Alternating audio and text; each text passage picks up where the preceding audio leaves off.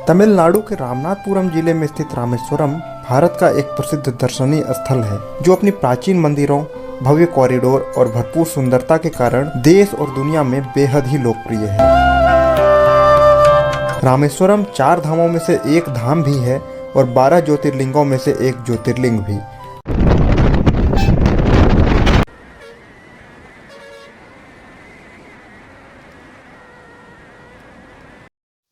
पाम्बन पुल भारत के तमिलनाडु राज्य में पाम्बन पुल द्वीप को मुख्य भूमि में मंडपम से जोड़ने वाला एक रेल सेतु है। यह अगस्त 1911 से बनना शुरू हुआ और इसका उद्घाटन 24 फरवरी 1914 में हुआ था। तब यह भारत का एकमात्र समुद्र सेतु था। यह सन 2010 में बांद्रा वर्ली समुद्र सेतु के खुलने तक भारत का सबसे लंबा समुद्र सेतु रहा। सन 1988 में रेल पुल से समानांतर एक सड़क भी बनाया गया जो राष्ट्रीय राजमार्ग 87 का भाग है। रामसेतु द्वीप पाम्बन द्वीप पर स्थित है जो भारत के मुख्य भूमि से पाम्बन जल संधि द्वारा अलग है और श्रीलंका के मन्नार द्वीप से 40 किलोमीटर दूर है। भौगोलिक रूप से यह मन्नार की खाड़ी पर स्थित है। चेन्नई और मदुरई से रेल इसे पाम्बन पुल द्वारा मुख्य भूमि से जोड़ती है। भगवान राम के नाम पर रामेश्वरम रामायण का एक जीवंत संस्मरण है। हमारे इंडियन ओशन में एक खूबसूरत द्वीप रामेश्वरम अपनी प्राकृतिक सुंदरता और धार्मिक महत्व के लिए साल भर टूरिस्ट्स को अपनी ओर आकर्षित करता है। भारत के 4 धामों में से एक और हिंदुओं के सबसे पवित्र स्थानों में शामिल रामेश्वरम एक ऐसी जगह है जिसे कि आप अपने ट्रैवल बकेट लिस्ट में ज़रूर शामिल करिएगा। नमस्कार दोस्तों, स्वागत है आपका हमारे चैनल पर। कैसे हैं आप सब?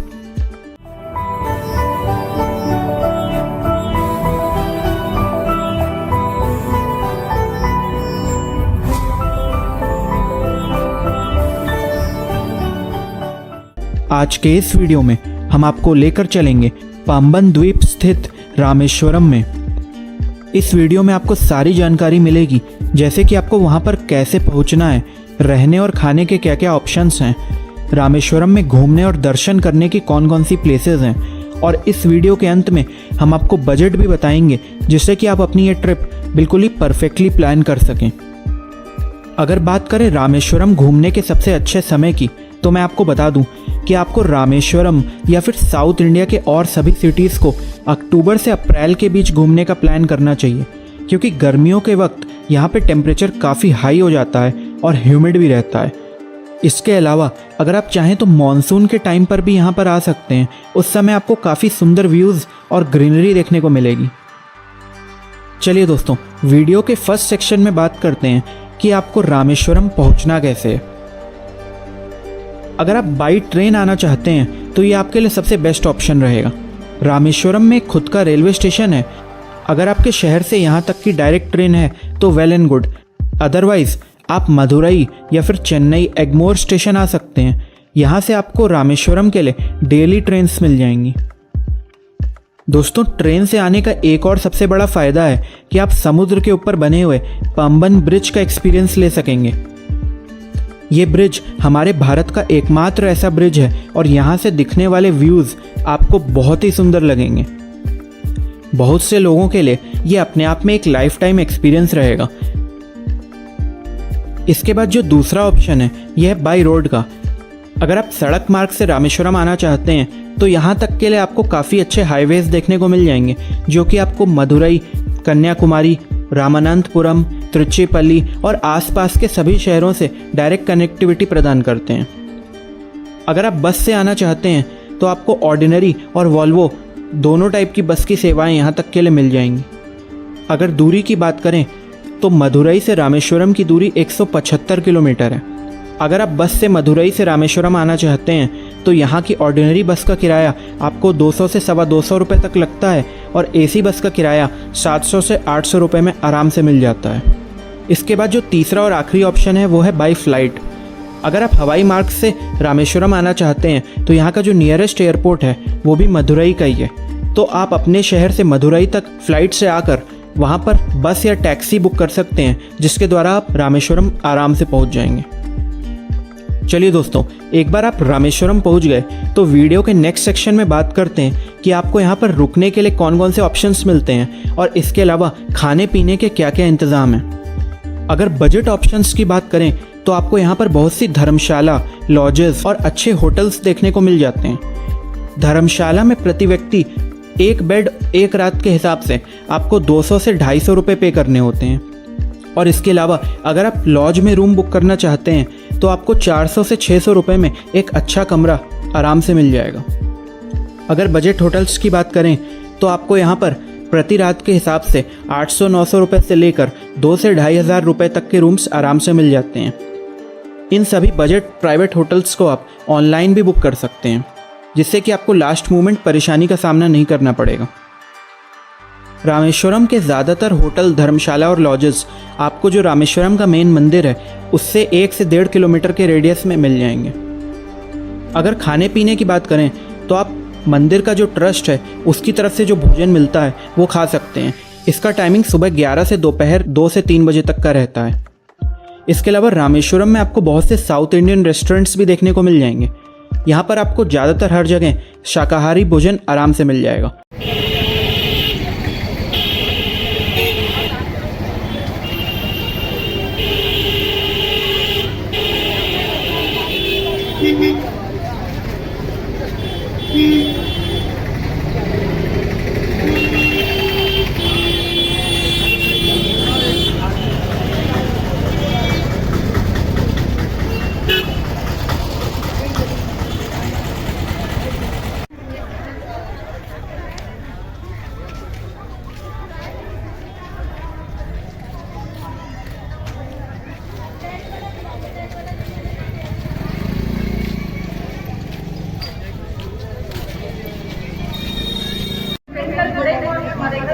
மூன்றாம் பிரகார மேடையில் உள்ளது.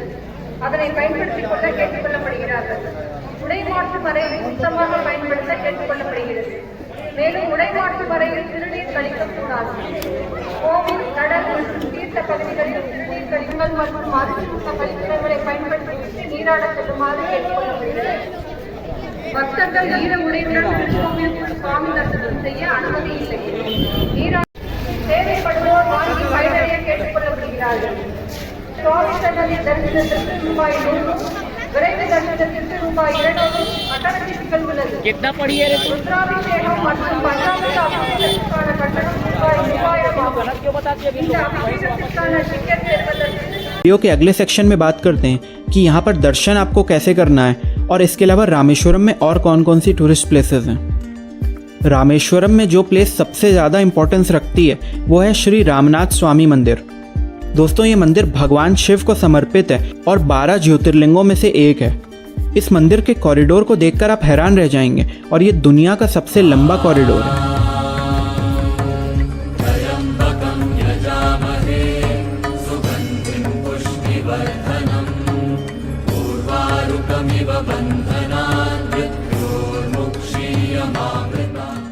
इसी मंदिर के बाहर एक अग्नि तीर्थम बना हुआ है, जहाँ पर मंदिर में दर्शन करने से पहले आपको स्नान कर लेना चाहिए। यहाँ का पानी शांत और साफ है, तो आपको स्नान करने में कोई भी प्रॉब्लम नहीं होगी। ऐसी मान्यता है कि श्री राम जी जब रावण का वध करके आए थे तो वो भी यहीं पर स्नान किए थे।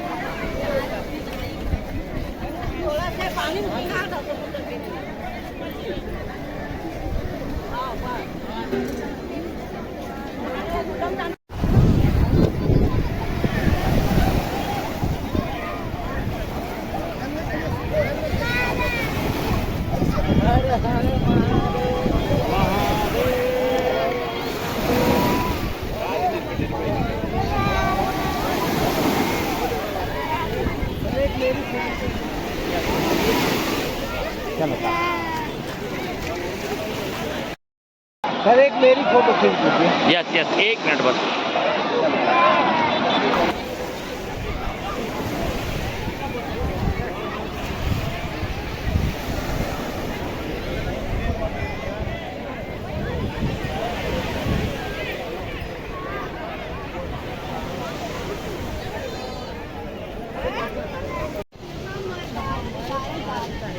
पा कमाल लिख दिए।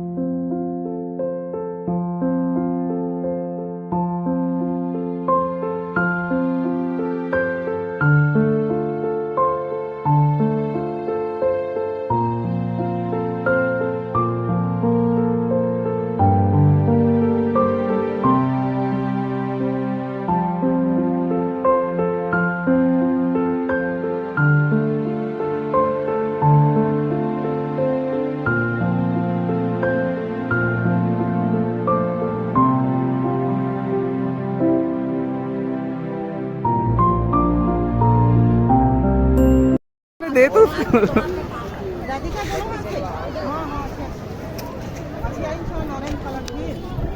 मेरा भी भैया का भी। खुश रहो। अरे कैसा लग रहा है बाबू तेरे को? अच्छा लग रहा है? ठंडा ठंडा क्यों लग रहा है? कैसा लग रहा है?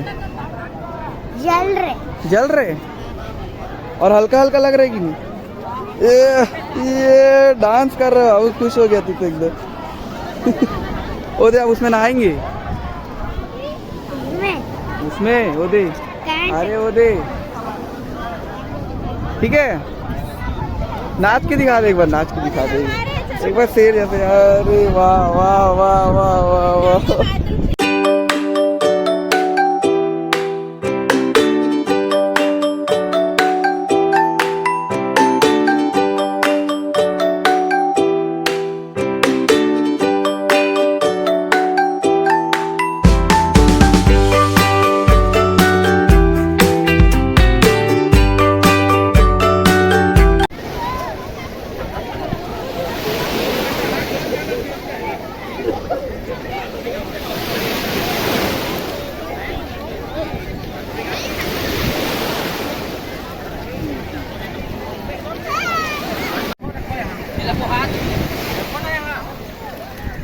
हटो हटो आप हटो ना, इसको ऐसे करके रख दो यहाँ पर। रखो ना तो रखो ना।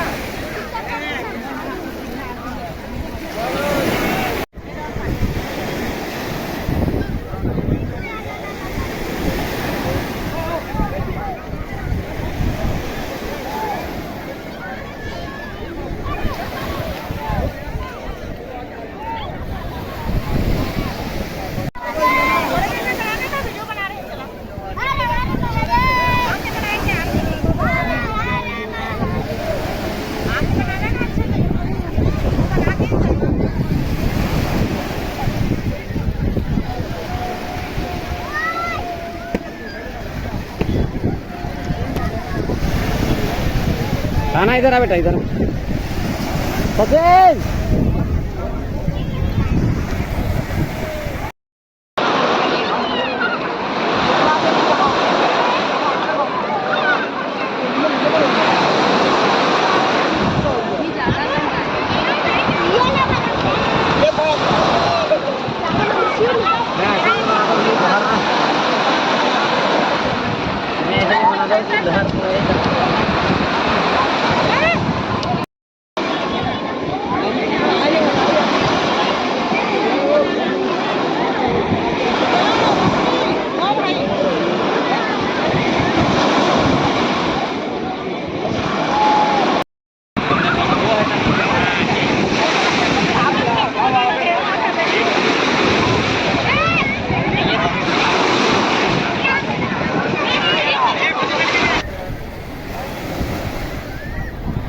खाना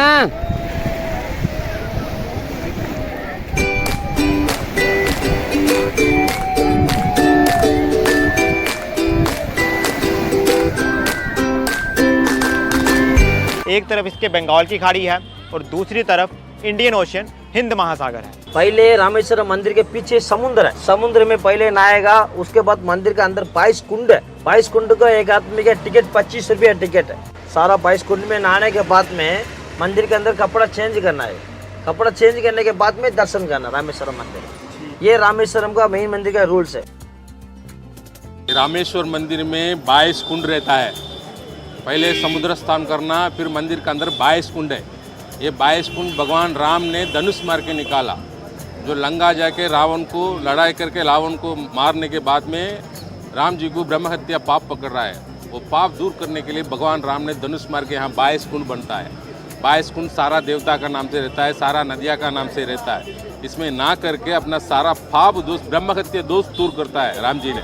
रावण तो ब्राह्मण है, इसमें ना करके फिर सीता माता रेती से बन के राम जी पूजा किया। शिवलिंग मेन शिवलिंग है, वही राम ईश्वर को पूजा किया, इसलिए रामेश्वर कहता है। 22 कुंड नहाने के बाद में जो अंदर मेन शिवलिंग है, 12 ज्योतिर्लिंग में एक ज्योतिर्लिंग है, 4 धाम में सबसे बड़ा धाम सीता माता रेती से बन के राम जी पूजा किया शिवलिंग, वही मेन शिवलिंग है।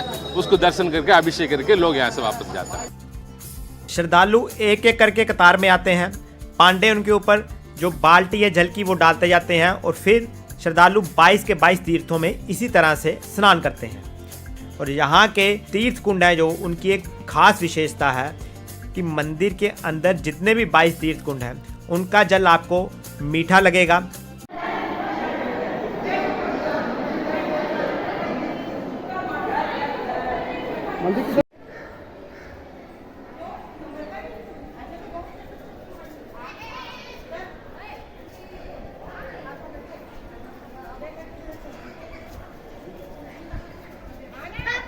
तीर्थ स्नानम गणेश जी भी है।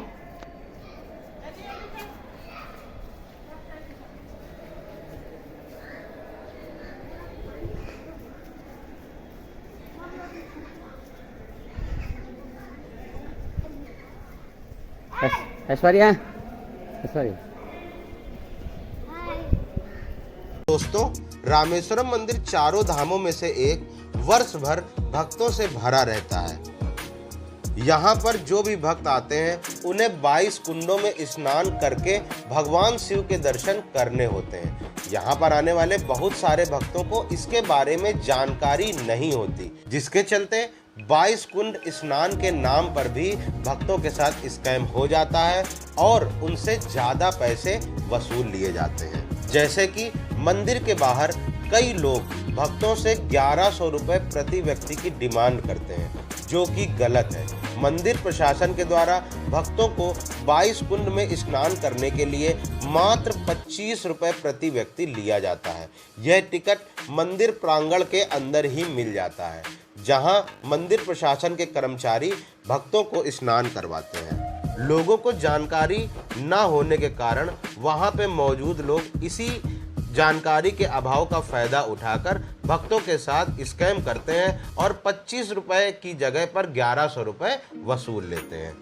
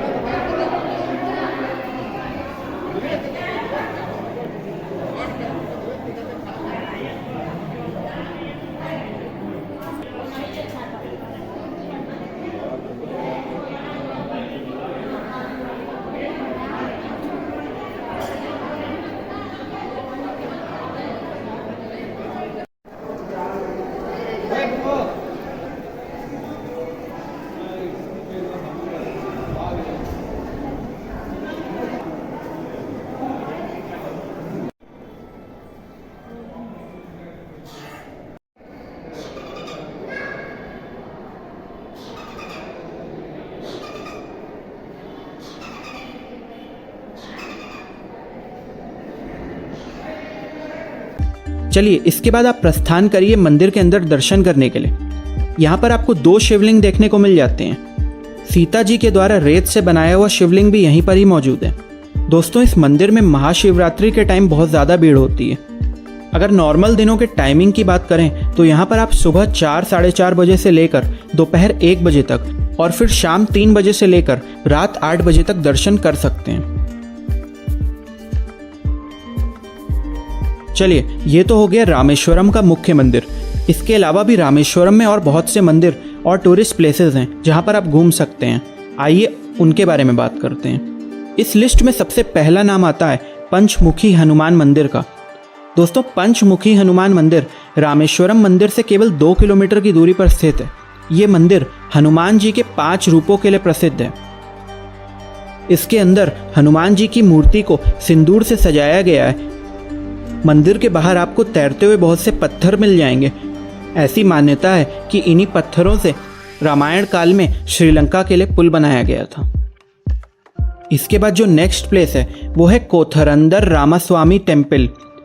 दोस्तों, इस मंदिर को रावण के छोटे भाई विभीषण का निवास स्थान माना जाता है और ये चारों तरफ से हिंद महासागर से घिरा हुआ है। ये वही स्थान है जहाँ पर विभीषण ने भगवान राम की मदद के लिए उनसे हाथ मिलाया था। यहाँ पर आपको राम जी, लक्ष्मण जी, सीता जी और हनुमान जी की मूर्ति भी देखने को मिल जाएगी।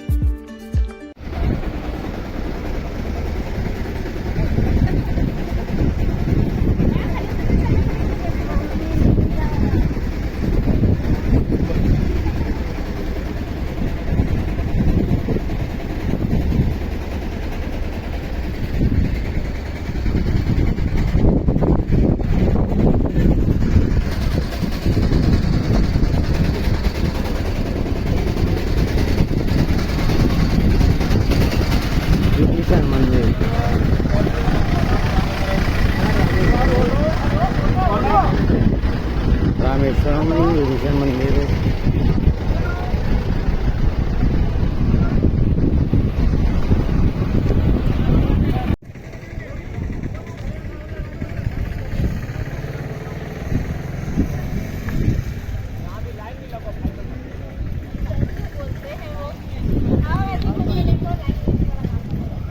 विभीषण मंदिर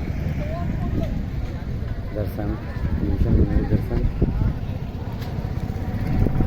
ये है सागरों के बीच में।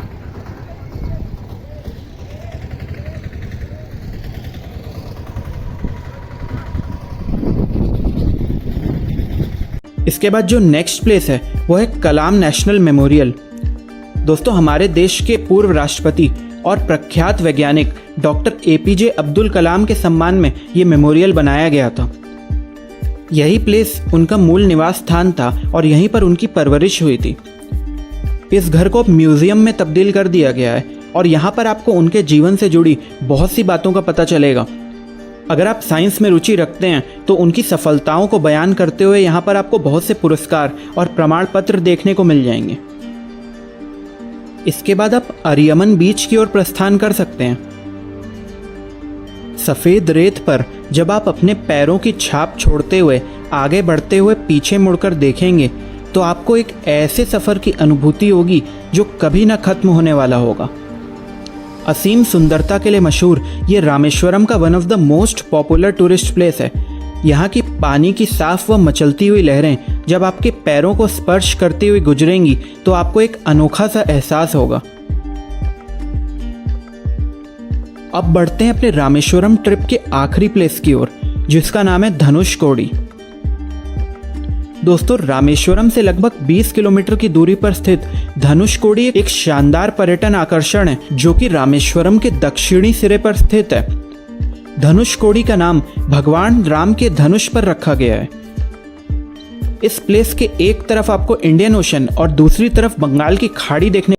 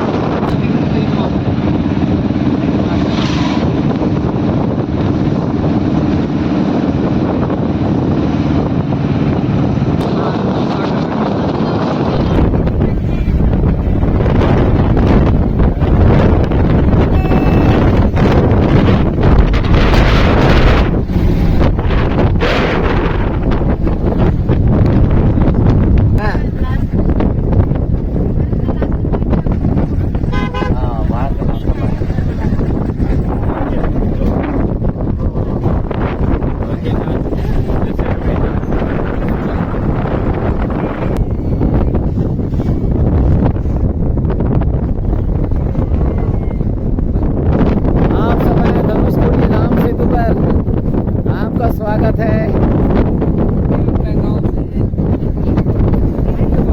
यहाँ कभी श्री रामचंद्र अपने वानरों के साथ आया था।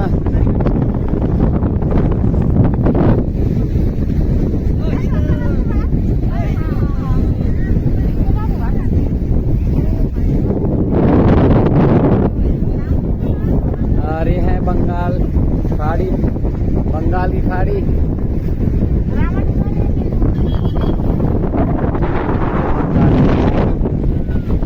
और हिंद महासागर दिखाते हैं। ये है रोड के उस पर हिंद महासागर। चलो भाई हम दोनों दिखा देते हैं।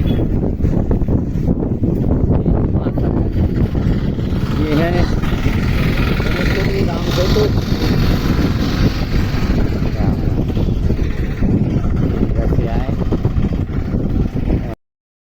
भारत का अंतिम छोर रामेश्वरम धनुषकोडी के नाम से इसको जाना जाता है। भगवान श्री रामचंद्र ने इसी स्थान पर समुद्र सेतु के रूप में बांधा था। हम सब आज पहुंचे हुए हैं श्री रामेश्वरम तीर्थ।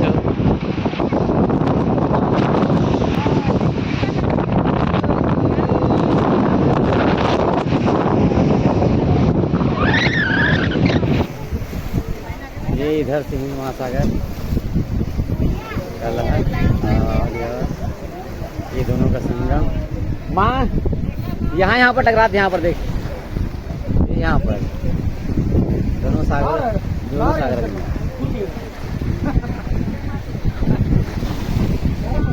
ये बंगाल की खाड़ी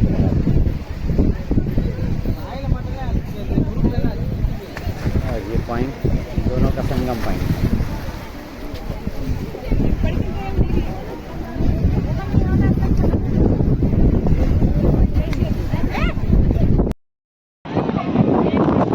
अरब सागर, हिंद महासागर, बंगाल की खाड़ी, भारत का अंतिम छोर।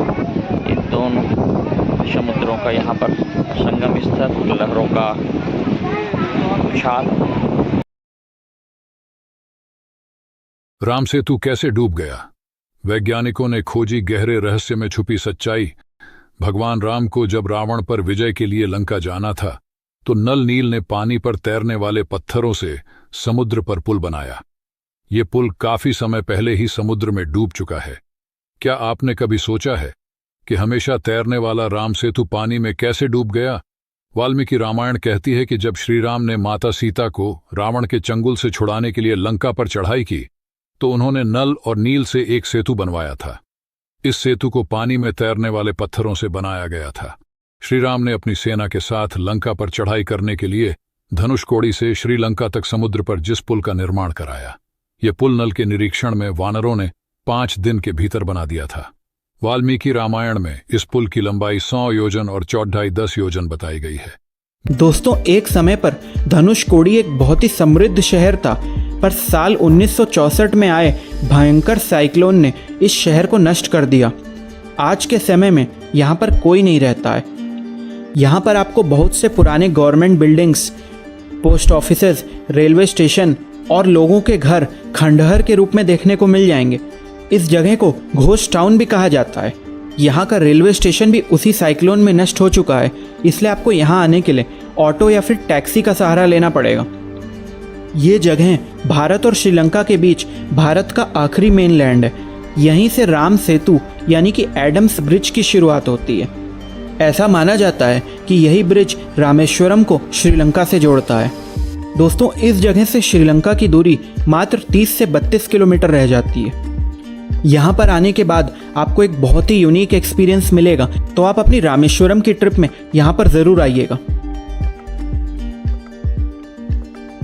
चलिए दोस्तों, अगर ट्रिप आइटनरी की बात करें तो रामेश्वरम का ट्रिप आपका 2 दिन में आराम से कंप्लीट हो जाएगा। अपने ट्रिप के पहले दिन आप यहाँ के सभी मंदिरों को घूम सकते हैं और अपने ट्रिप के दूसरे दिन आप बाकी सभी प्लेसेस जैसे कि कलाम मेमोरियल, बीचेस या फिर धनुषकोडी घूम सकते हैं।